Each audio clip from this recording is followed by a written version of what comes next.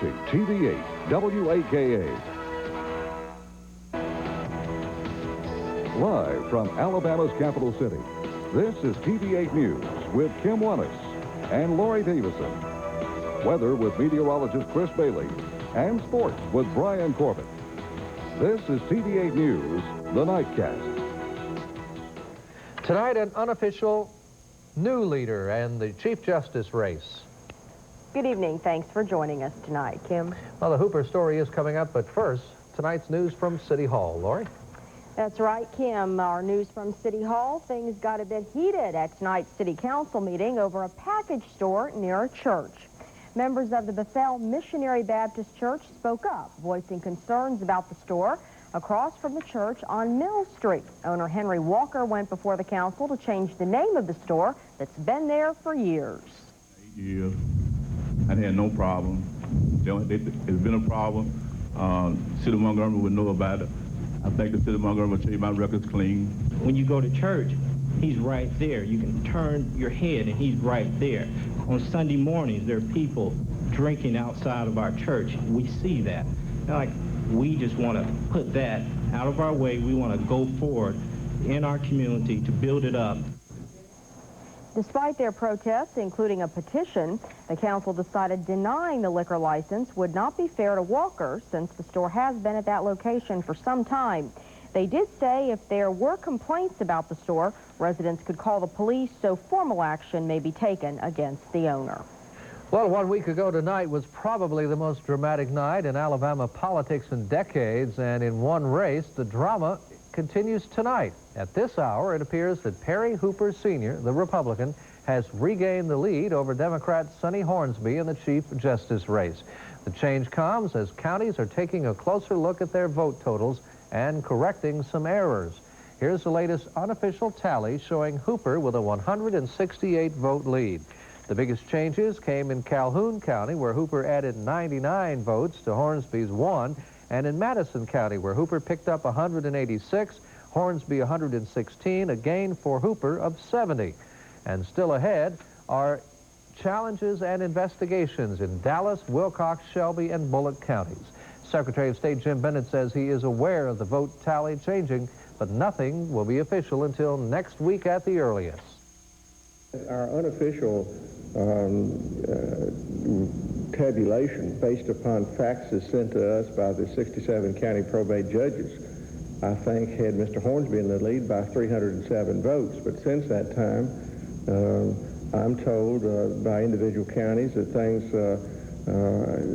have been tightened up a great deal by adding votes that were omitted or put in the wrong column or mathematical errors of that type, and that this race now is very, very tight. And we will really not know until later this week or Monday what the results are in that particular race.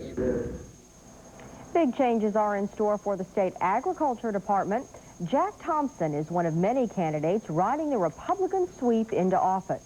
TV8's Brendan Higgins caught up with him to talk about his plans. I think it was just an overall change of people's mind, changing, getting that people in and out, and that's what they did. They voted the ins out. Agriculture Commissioner A.W. Todd has been one half of an on-again.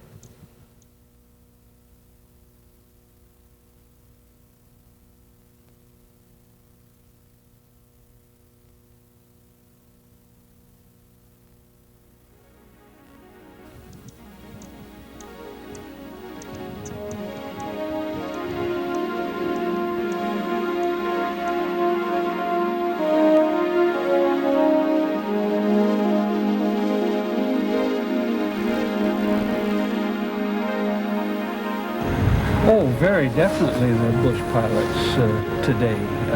You know, all the Super Cubs you see around, they make more landings off runway than they do on runway. It's like anything else. You learn over the years, and the equipment's a little more sophisticated, and yeah, I think there's a lot of good bush pilots on.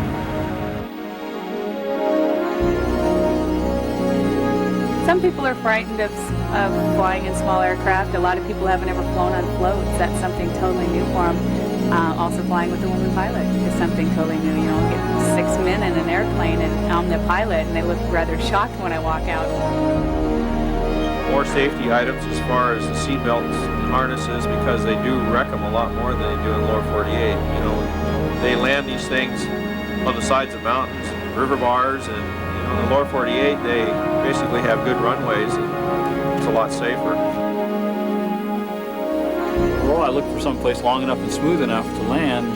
Generally on the mountains, it tends to have a slope to it. It's usually a one-way type thing. You land going uphill and take off going the other way, no matter what the wind's doing.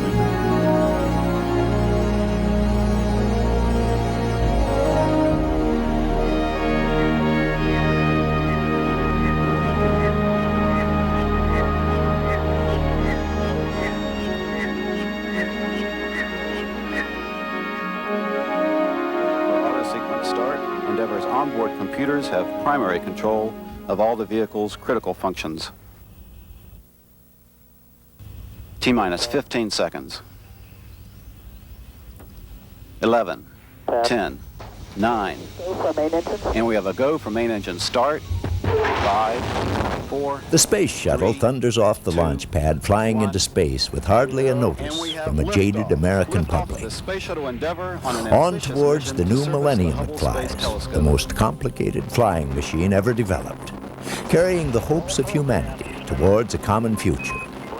One of the shuttle's most recent missions has been to maintain the Hubble Space Telescope, enabling us to look into space and back in time billions of years to when our universe was in its infancy. Two-engine Banjul. Roger, two-engine Banjul. Jettison of the solid rocket. But we need only look back 80 years to find the infancy of aviation.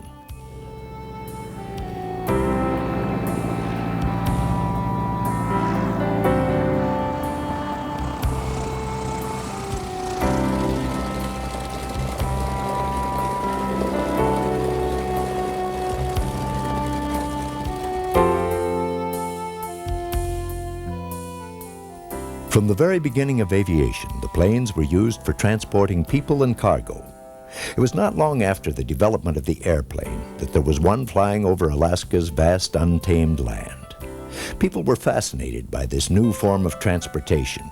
The takeoffs and landings were a spectacle not to be missed. Alaska and aviation was then, as space is today, a new frontier. You might say Alaska and aviation grew together. Reaching out to all corners of this giant land, the airplane and the pilots began replacing the dog team and musher as a way of transporting mail, people, and cargo from village to village. Early miners in their quest for gold took advantage of the new form of transportation. The miners could reach the precious metal in places that would have been impractical by dog or foot.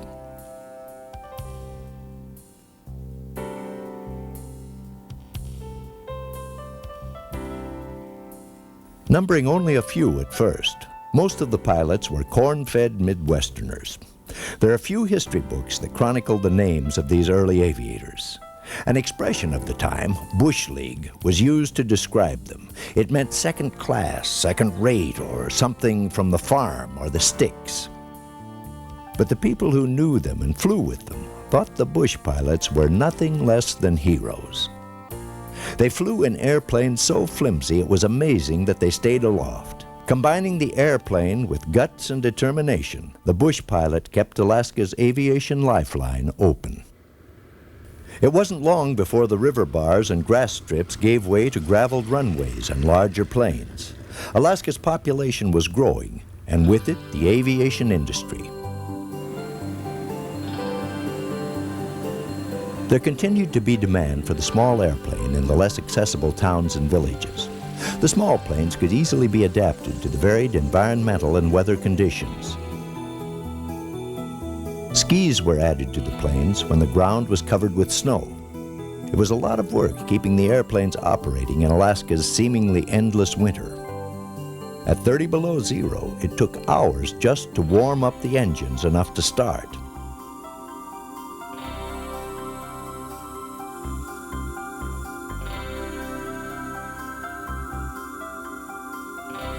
Just because you were up and running did not mean you were out of the woods. Winter had its own lessons to teach these early aviators. Getting a few bangs and bruises along the way was part of it. Catching a wheel in a crack in the ice on a seemingly frozen lake was bad enough. Getting it out and flying again was a project in itself.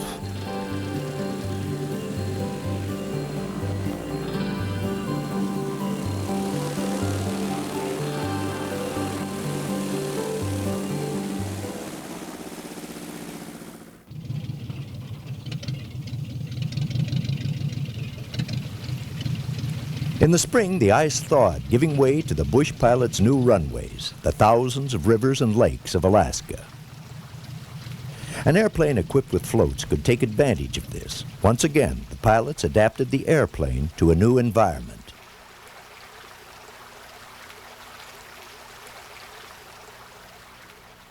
A measure of the pilot's skill was his longevity. Is he a good pilot, someone would ask, and another pilot would respond, well, he's still alive, so he must be good. That was the way things were back then. The element of danger has always been associated as part of flying in Alaska bush country. This element of danger was like gasoline to fire, fueling the myth of the bush pilot.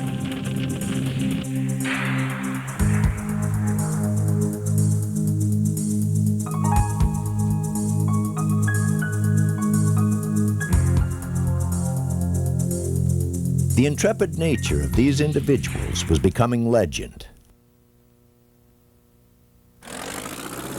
Becoming a good bush pilot took luck, skill, determination, and good old American ingenuity. Most all of it learned by trial and error. Aviation was in its infancy. The early Alaskan bush pilots were redefining aviation. At the same time Alaska aviators were redefining the usage of the small airplane, there was another group of people doing some redefining of their own, the military.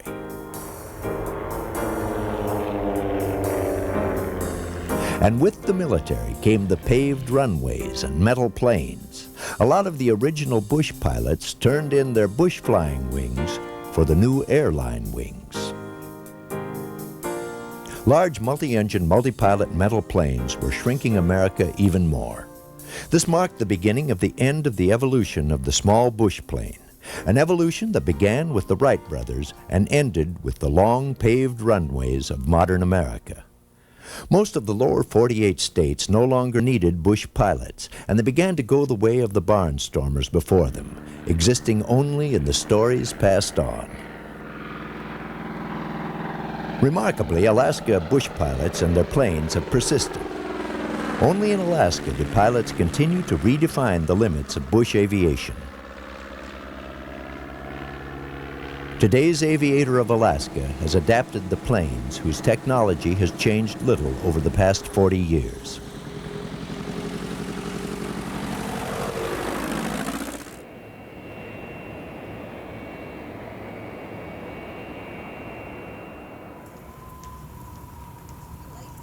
True wilderness. Alaska has an abundance of such wild places, and the mode of transportation most used to gain access to this wilderness is still the airplane. Today, as in the past, it is the wilderness of Alaska that draws people to it. Wilderness areas that support the fish and animals it is justly famous for. Alaska's gold of the new millennium is its wilderness area. Steady now. Hold on. Here it comes. Closer in, yeah.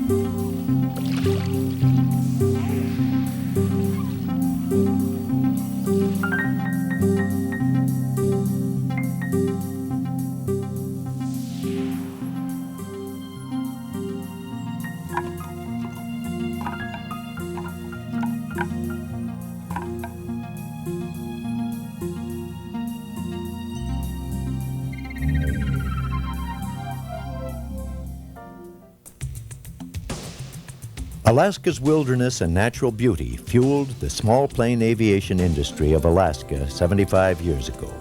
It's the same wilderness and beauty that fuels the aviation industry today.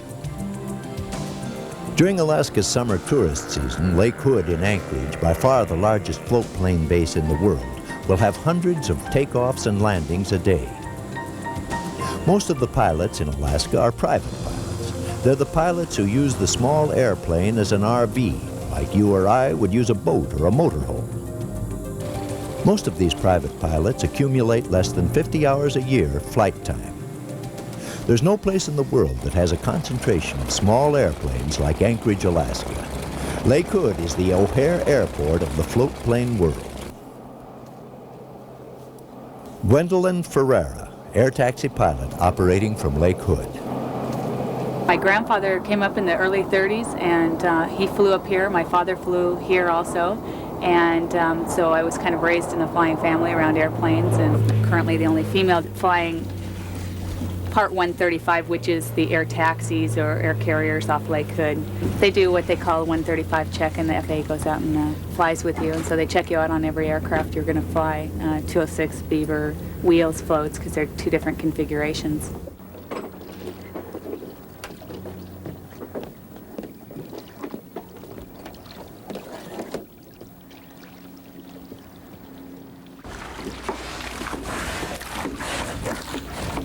I think anybody that flies in Alaska bush isn't really flying for money. It's got to be for pleasure, too. Anchorage, Alaska's got the largest float plane, privately owned float plane base in the world. So aviation's not an unusual thing here. A lot of people are into aviation and own airplanes. At Alaska Air Taxi, we have Beavers, 206s on floats and wheels, and we have used my Cub. And mainly because of the loads they can haul. They're just the ultimate bush plane, especially the Beaver.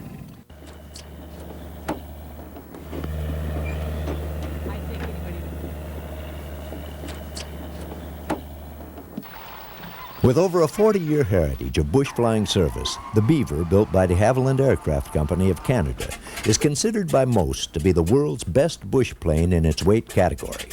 Originally designed as a float plane, the Beaver is one of the few planes specifically built for bush operation. The de Havilland Beaver isn't made anymore. The demands for such planes is very limited.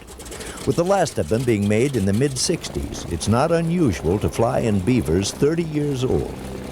When was the last time you drove in a car that was over 30 years old? For flying, I like to fly a lot of our rafters. I haul out a lot of people with all their gear and their rafts and everything, and they're all excited and looking forward to their trip, and you pick them up and they're exhilarated and they've had just a wonderful trip. Just being outdoors, they've enjoyed being away from the grind, and so I think I enjoy that more actually than your everyday tour. Even though when you first start out you think, oh, it's another tour, you enjoy it once you're airborne and you start seeing it and you get all excited again and telling everybody about how wonderful the state is. There can be upwards of 500 takeoffs and landings per day at Lake Hood. Gwendolyn may make 6 of them. On the average, a pilot flying for one of the air taxi services on Lake Hood may get between 500 and 800 hours per year flying time. Most all the air time is bush time. I think a lot of the flying that's done in Alaska is bush flying. There are so many places that are unapproved. The strips are unapproved, landing in rivers, lakes. For bringing, tourism has grown a lot in Alaska, so there's a lot of people that go out fishing and hunting and sightseeing, and the places you land them are on unapproved areas.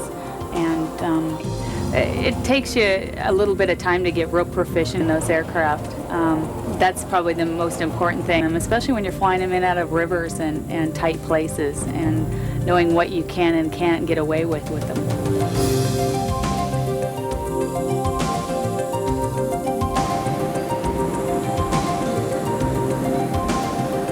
Probably the most enjoyable flying I like to do is mountain flying. It's extremely beautiful in the mountains, and when it's calm, the airplane's like an extension of yourself, and you just kind of float between mountains and valleys, and there's so much to see. It's just beautiful up there, and that's probably my most favorite flying there is in the mountains.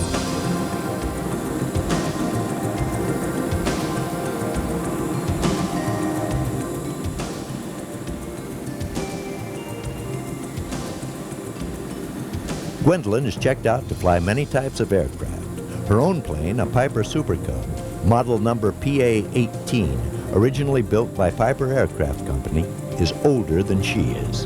Its original design dates back to the early 40s.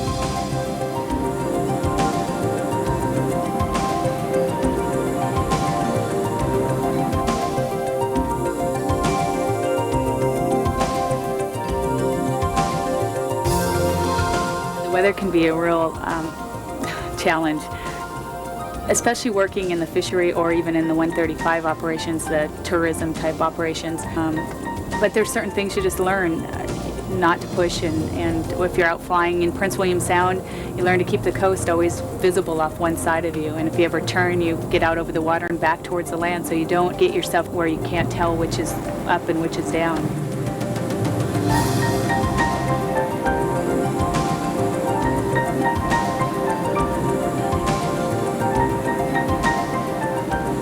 Alaska is a land of stunning beauty that makes flying a rare pleasure. But with the pleasure comes the pain. Alaska weather is some of the most unpredictable weather on Earth.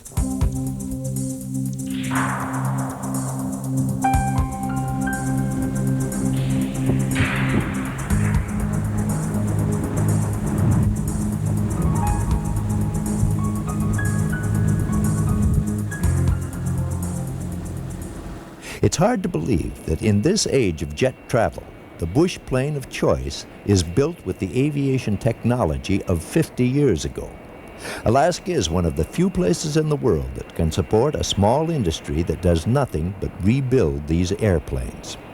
Dan Hollingsworth of Dan's Aircraft Repair. The Cub flies so slow, and the gear is strong on it, the tail's built strong, and nobody's been able to match it really with a superior design. Some of them are fairly old. We get planes because they wear out. The bolts wear out, fabric wears out. They poke a lot of holes in them, just from running over sticks, fly up through the tail or inside the fuselages. A lot of them have problems with tubes rusting from the inside out. So we get a hold of them, we got to either stick a new fuselage in them or cut the tubes out that are bad and weld them back up. Time takes its toll on these small airplanes. With the cost of a new airplane so prohibitive, the owners must have their old ones taken apart and rebuilt. You can rebuild a Super Cub in 2.5 months, 2 guys, 8 to 10 hours a day, if you stay on it solid. This is not it's not assembly line, it's all hand work, and there's a lot of hand work. Each wing probably has over 1,000 screws in it. With frames of steel tubing covered in fabric, these old planes seem to be stuck in a time warp. Originally designed in the early 40s as a trainer, the Piper Cub had a short military career during World War II and the Korean conflict. After the war, the Cub became popular as a low-cost utility aircraft. Today, the Cub is considered the finest bush plane in the world. Hand-built, their cost has skyrocketed. They cost quite a lot of money to rebuild these things, and the average person who's not working the airplane can't afford it unless he's a doctor or a lawyer or has a good income. Just for an example, as far as this work being a lost art, we've had people call us from California, Oklahoma, and they can't find nobody to cover their tail feathers or their fuselage. They call us up, ask us questions, or send us the part and we cover it. It is a lost art, and there's not that many people that really know how to do this. As far as bush planes go, Mr. Piper had close to a perfect design with the Cub. There's a niche the airplane has filled, that of a bush plane. Without the passed-on skills of the craftsmen and pilots who work on them, the Cub would have long ago gone the way of the dodo bird, as did many other less successful aviation designs. I wouldn't consider myself a bush pilot, but I do land on the mountains and on the river bars, and I'm probably just the average pilot. The guy that lands up on a glacier, on the side of the mountains, short 300-foot strips or shorter, that's what I would classify a bush pilot as. A guy that's, he can look at a spot and can tell you what kind of terrain it is and if he can land there or if he can't land there. just by experience, by looking at the terrain. Oh, there's still some bush pilots around. When a bush pilot accumulates over 10,000 hours stick time, most all of it flying the backcountry of Alaska, he's at a skill level that could be characterized as an art form. Paul Claus is the quintessential example of a bush pilot. Flying since the age of 13, Paul is best known for the really remote and rugged type of bush flying. You know, we have beaver to haul in people and supplies to the lodge, and Super Cubs we use for the real remote stuff, pioneering new places and exploring new places. My father wanted me to be an airline pilot originally and said that was the way to go. Lots of time off and travel and everything. But as far as flying, the type of flying we do here has to be the funnest in the world. It's never boring, you know, it's never the same. It's always something different. Even if you're going to a place that you've been before, the weather's different, the wind conditions are different. It's always different. Paul flies a very basic airplane, one quite different from most small planes you see flying overhead. All instruments and gauges are non-electrical components. There are no lights on the plane, it has no batteries or wiring, and the radio he uses is charged up nightly and velcroed to the plane's instrument panel for the day.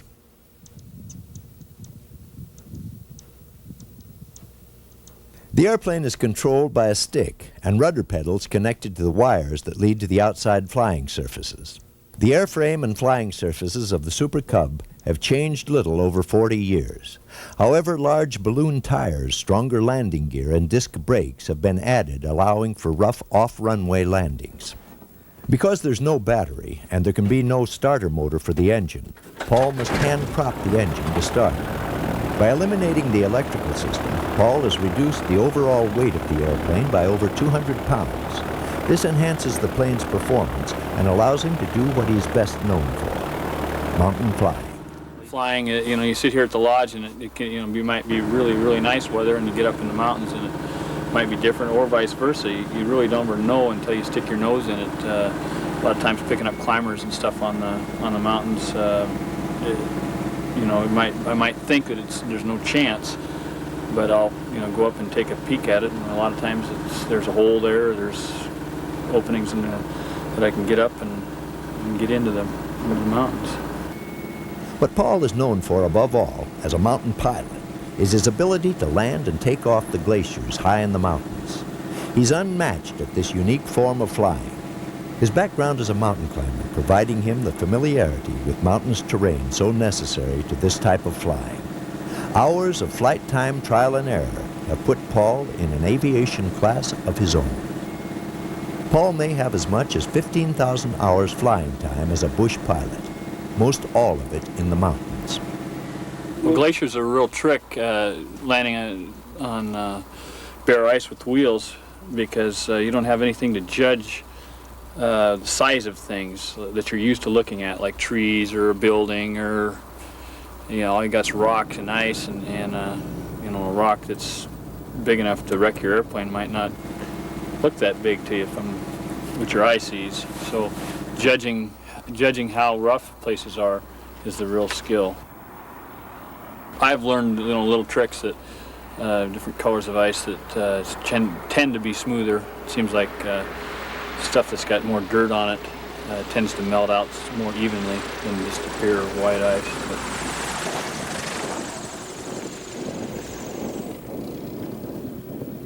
A big percentage of places I land up high in the mountains it's one way, and you're gonna land that way, and you're gonna take off the other way. There's no other choice. It's too steep, and there's times when you go there and you can't land. The conditions aren't right. It's too much wind or whatever. You have to be able to say no.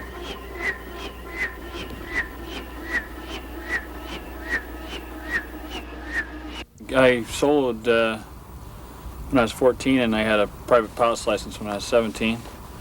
But I've been riding around the back seat of a Super Cub with my dad since before I can remember, and I learned everything, you know, basically from my dad, and I'm real fortunate to be able to continue to fly with him now. He's 60 years old, and we still go out every day together, and our whole operation is family run, our lodge and whole entire business is family, and it's kind of a unique situation. From the very beginning of Alaska's settlement, winter transportation relied on dogs and sleds. Winter supplies and mail to the remote villages and outposts was delivered by dog sled. By the end of 1924, airplanes had begun replacing the dog team in Alaska as the major form of backcountry transportation. The airplane and pilot was displacing the dog team and musher. With the advent of the snow machine, it seemed like the end of dog mushing as a means of winter transportation. However, today there's a resurgence of mushing as a wintertime activity, not only here in Alaska, but also in other parts of the country. The dog team and musher, along with the small airplane and pilots, are still here. They found their niche here in Alaska. Working together now more than ever, they provide the recreational and travel needs for people over the long winter. Today, there's a growing trend in Alaska aviation, eco-aviation, air taxi service based on tourism. More and more people come to Alaska to experience the natural beauty and recreation opportunities. Former Olympian downhill skier Max Moreau. This is remote. At the end of the highway is remote by any standard, and we're 150 miles beyond the end of the highway. So this is way out. This is a remote area. Without this airplane system here that these people have, this would be inaccessible to 99.9% of all the people.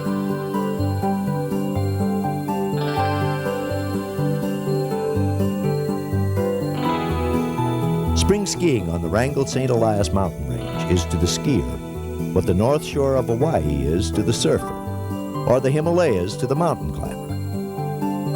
In the Wrangell Mountains, you get to name the runs you make and ski peaks that have never been skied. The only way you can get to these magnificent mountains is by plane or dog team. You could walk, but the snow would probably be melted before you got there.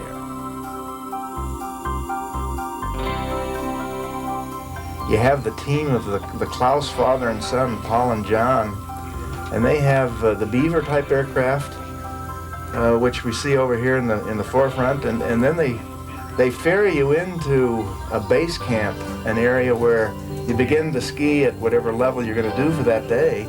With the Beaver, it carries about 8 or 10 people, and then they bring in Super Cubs, very high-powered small aircraft that can land and take off in a very short distance.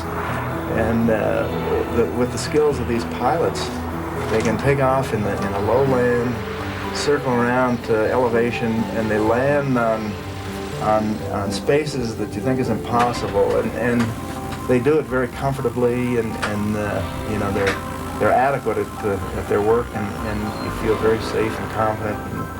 And the uphill can be just about as nice as the downhill. Most of today's remote lodges and bush pilots got their start as guiding services for the hunters and fishermen who came to Alaska. The ever-growing ecotourism industry of today is more and more becoming the staple for the lodge owners and the air taxi services. Many of today's visitors are looking for the unspoiled natural beauty of Alaska and will go to great lengths to experience it. They prefer skiing the mountains rather than mining them.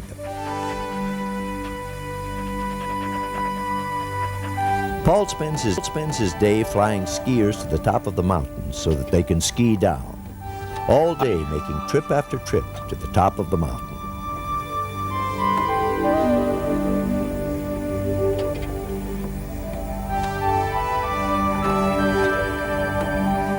And the mountains here, the St. Elias Mountains, are, well, it's the highest range in North America.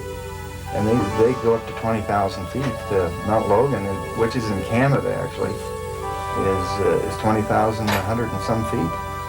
And then Mount St. Elias and the surrounding mountains go from 20,000 feet down, and we're 1,000 feet above sea level here. So, you know, it's just dramatic.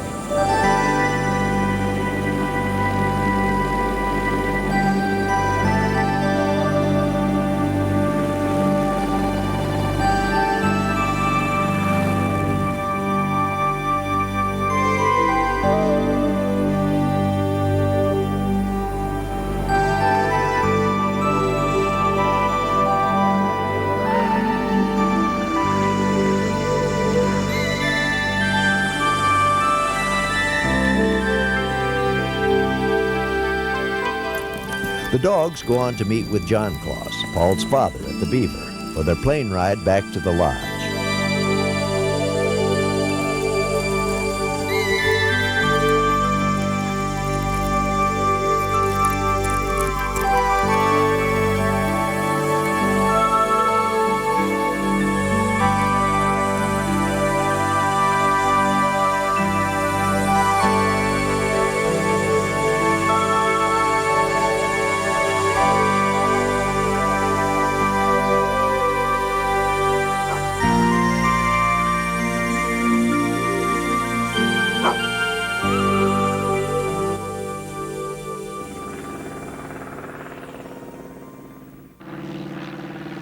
In the early days of bush flying, a common practice among pilots was to make flyby supply drops. With bags of flour and an outhouse as a target, this bombing tradition is kept alive as a competition at the Gulkana Air Show. Every spring, people come from all over Alaska to this air show dedicated to bush pilots and their planes. They come to see the latest in bush aviation development and design. All types of planes and pilots get involved with the air show. The air show climaxes with the STOL competition. STOL, meaning short takeoff and landing, is the ability of a pilot and his plane to take off and land in the shortest possible distance. Rooted in bush flying tradition, today it's used to help define what bush flying is. A pilot's ability to land and take off in a short distance meant added territory that he could service. There are some pilots who take this idea of short landing and takeoff to the extreme. Weight conscious, they put on miniature tail wheels, and for added lift, they install vortex generators to the leading edge of the extended wings.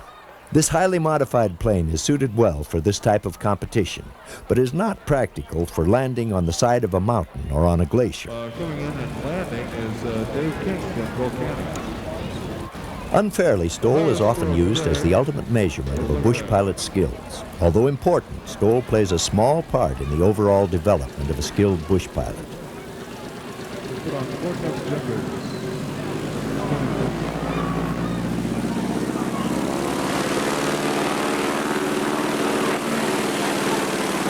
Notice how the pilot works the tail of this highly modified plane to help coax it off the ground. These extreme measures pay off with a 30-foot takeoff, and once airborne, can fly very slow.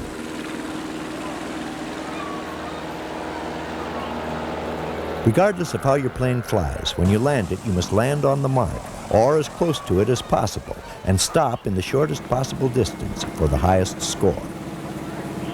Once airborne, it almost seems like these airplanes do not want to land.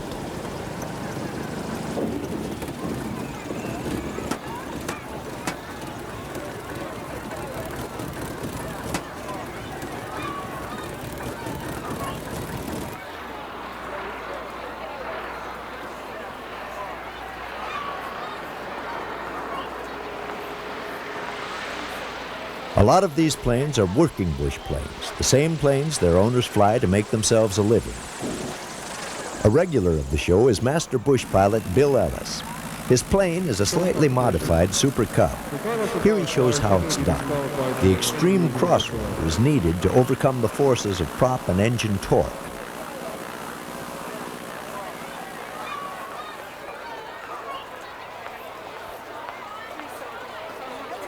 Another Alaska bush pilot, Arthur Wickel, comes in for a landing, drops his plane in on the mark, jams his brakes, and makes one of the shortest landings of the day.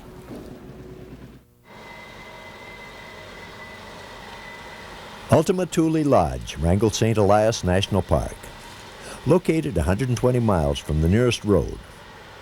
Everything, including the tractor John Claus uses to maintain the lodge, had to be flown here. John Claus has been flying Alaska backcountry for over 30 years. John talks about what it takes to become a successful bush pilot. Well, there are no real big secrets. It just takes experience. And basically, we're landing on places, whether it's ice or gravel bars or tundra, that you've never been before, and you don't know just what the conditions are. And it takes some time to learn that. And if you've walked over it and can judge from the air what the land looks like, whether it's ice or tundra or gravel, the size of the rocks, that's hard to learn from just flying over, and you have to try it a time or two.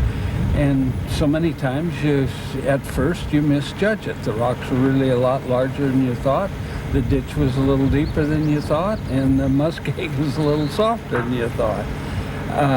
But the next time, you'll have a little better idea, and then the next time, even a better idea. And it's not something somebody can tell you about or you can read in a book. You have to learn it on your own. There are a certain number of cardinal things that you just cannot make a mistake.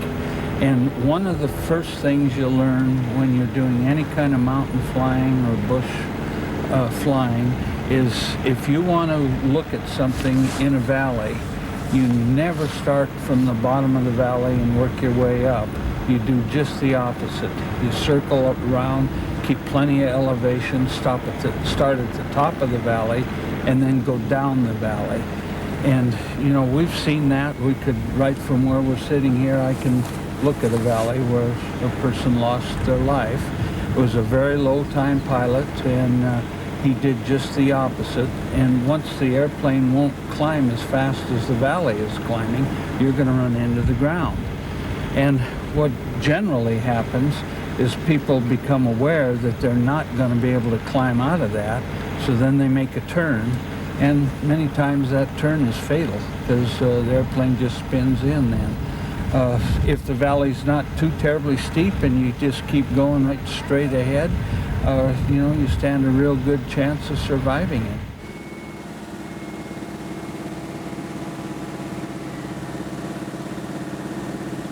Paul, John's son, is the embodiment of what he has described as a bush pilot. Paul is a bush pilot in the truest sense of the word. John explains why his son Paul has evolved into the pilot he has. He has, in my opinion, an uncanny ability to judge the countryside, just exactly what we were talking about, especially on glaciers. Many times there'll be a color variation, maybe some rocks and then white and then some more rocks. And as you fly over that, it could just look absolutely impossible. The rocks give the impression of a ditch or something, but he spent so much time doing it and actually walking over the country that he's developed an ability to judge just how smooth it is. And he really doesn't make many mistakes anymore doing that. After several passes down the glacier, Paul thinks he's found a place long enough and smooth enough to land. By setting the flaps, Paul slows the plane down and generates more lift in the wings. He will make his approach as slow as the plane will fly. At 10,000 feet, landing on a glacier on the side of a mountain, the plane's landing speed will depend on wind conditions on the glacier. A landing that is, in most cases, one way. Once committed, there's no turning back.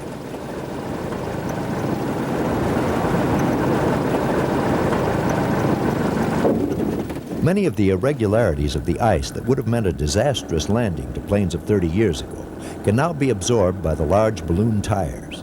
The low air pressure of the tires allows for off-runway landings on very rough terrain that would have been unthinkable to land on with the early planes and smaller tires. And it's not uncommon to literally land with full power, and you literally let the glacier or the slope fly into you.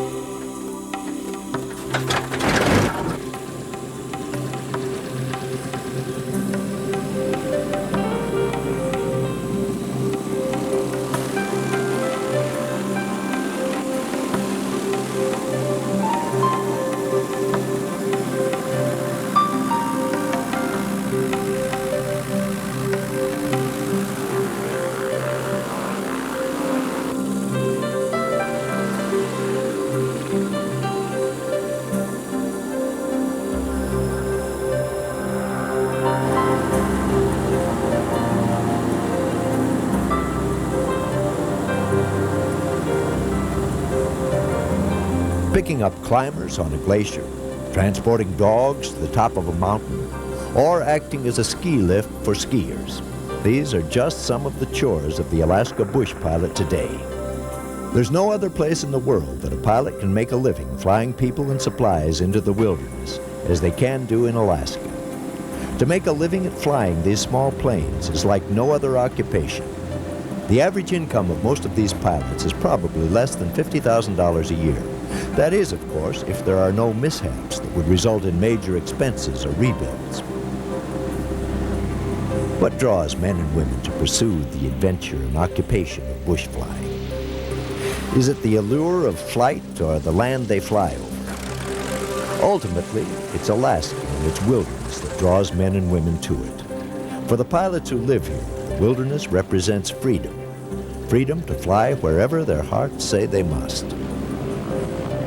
Yeah, and it's a lifestyle that we've got here, and like I say, it's family run, and it's kind of like a ranch. You know, we don't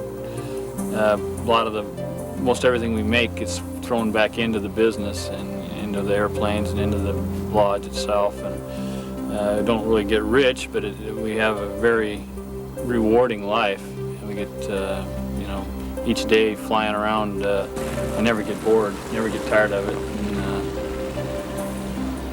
I can't think of anything that I'd rather do.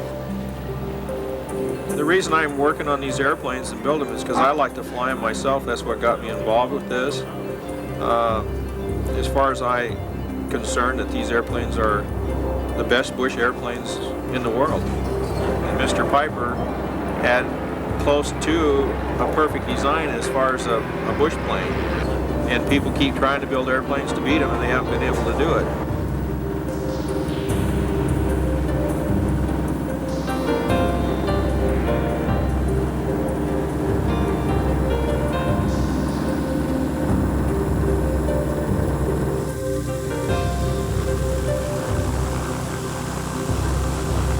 Every time I'm out there flying, I feel like that it's something that you just don't feel doing anything else. I've often told my family if I die in an airplane, then they'll at least know I died doing something that I love.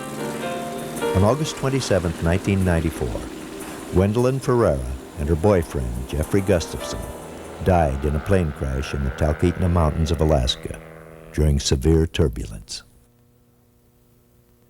Without this airplane system here that these people have, this would be inaccessible to 99.9% of all the people.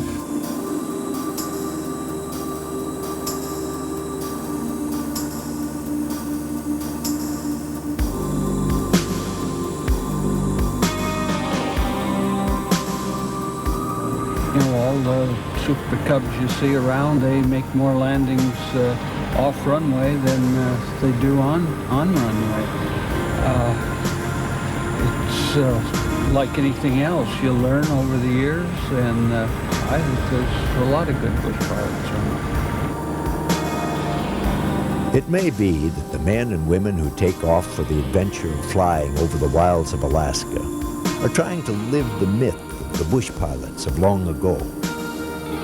Or could it be that they, the true bush pilots of Alaska, are a living myth, living the adventures that will be passed on as stories told to the young and old who can only dream of flying over the wilds of Alaska?